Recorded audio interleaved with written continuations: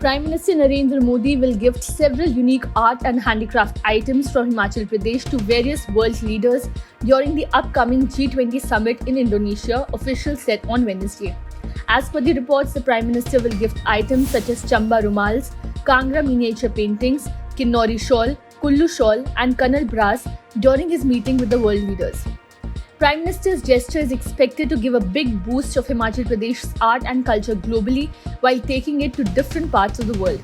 G20 is the premier forum for international economic cooperation, representing around 85% of the global GDP, over 75% of the global trade, and about two-thirds of the world population. It comprises Argentina, Australia, Brazil, Canada, China, France, Germany, India, Indonesia, Italy, Japan, the Republic of Korea, Mexico, Russia, Saudi Arabia, South Africa, Turkey, the United Kingdom, the United States, and the European Union. Union Minister Amit Shah is chairing a high-level meeting of Intelligence Bureau officers across the country in New Delhi on Wednesday. The meeting is being conducted to discuss the state of internal security in the nation, threats of terrorism, and the need for coordination between federal and state agencies. According to reports, the day-long meeting started around 11 a.m. and will culminate at 5 p.m. The Home Minister will take stock of the overall internal security scenario, intelligence gathering networks, and other aspects needed to be addressed so that robust internal security is ensured in the country, an official from the Home Ministry stated. The official further stated that the meeting is anticipated to cover issues like continued terrorist threats and global terrorist organizations, financing of terrorism, narco-terrorism, the relationship between organized crime and terrorism, the illegal use of cyberspace, and the movement of foreign terrorist fighters.